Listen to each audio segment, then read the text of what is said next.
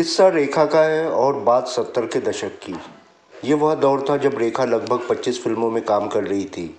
हालांकि ये सब मसाला फिल्में थी। 1972 में फिल्म एक बेचारा में निर्माता बी.एन. घोष ने रेखा को साइन किया था। फिल्म में रेखा के हीरो थे जितेंद्र, एक ऐसे हीरो जिन्हें फिल्म इंडस्ट्री में उनके डांस के अंदाज की वजह से जाना जाता था और उन्हें जंपिंग जैक का खिताब दिया गया था। रेखा ने इससे पहले सिर्फ बी ग्रेड हीरोज के साथ काम किया था। यह पहला मौका था जब उन्हें ए ग्रेड के हीरो के साथ काम करने का मौका मिला था। जितेंद्र अपनी फिल्म कर्ज की शानदार कामयाबी के बाद लड़कियों में काफ़ी ज़्यादा पॉपुलर हो गए थे। उनकी अभी शादी भी नहीं हुई थी। रेखा ने उनकी कई फिल्में देखी थी और वह रेखा को बेहद पसंद आने लगे थे। कुछ मुलाकातों में ही उनकी दोस्ती हो गई। फिल्म की शूटिंग शिमला में थी। वहाँ की बर्फीली हवाओं के साथ जल्द ही रेखा और जितेंद्र की रोमांस की खबरें आने लगी। खबरों के मुताबिक जितेंद्र ने इन नज़दीकों को बढ़ावा दिया था। वो रेखा से बहुत ही सलीके से पेश आते थे। वही रेखा को इतनी इज्जत और प्यार पहली बार मिल रहा था। शिमला में शूटिंग खत्म हो जाने के बाद बम्बई में भी दोनों की मुलाकातें होती रही। लॉन्ग ड्राइव और रोमांटिक डिनर चलते रहे। हमेशा की तरह रेखा अपनी और जितेंद्र की नज़दीकों के बारे में खुलकर बोलती थी। उस दौर में अपनी ज़िंदगी की कोई भी निजी बात रेखा छिपाती नहीं थी। एक बेचारा की सफलता के बाद जितेंद्र और रेखा दोनों ने साल 1973 में आई एक और फिल्म अनोखी अदा साइन की।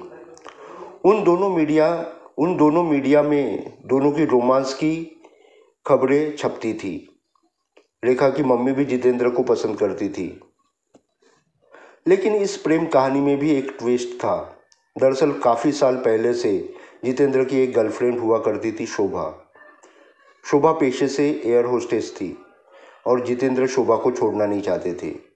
इसी बात को लेकर जितेंद्र और रेखा में अक्सर झगड़े होने लगे। इस मामले में कई बहस के बाद रेखा को अंदाजा हो गया कि जितेंद्र के लिए यह रिश्ता टाइम पास से ज़्यादा कुछ नहीं। इस रिश्ते की दरारें फिल्म अनोखी अदा की शूटिंग के दौरान सबको नजर आने लगी।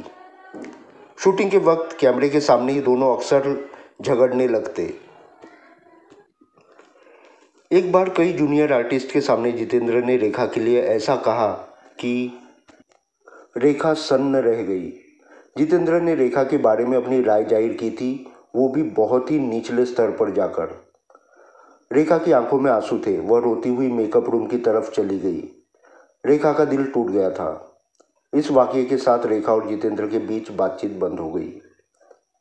शूटिंग के वक्त दोनों के चेहरे पर तनाव साफ नजर आता था और कैमरे के लिए रोमांटिक सीन शूट करना बेहद मुश्किल हो जाता था। बड़ी मुश्किल से फिल्म अनोखी अदा की शूटिंग पूरी की जाती थी। कैमरा बंद होते ही दोनों एक दूसरे का चेहरा देखे बिना विपरीत दिशाओं में चले जाते थे, मानो एक दूसरे को पहचानते ही ना हो। किसी तरह फिल्म पूरी हुई।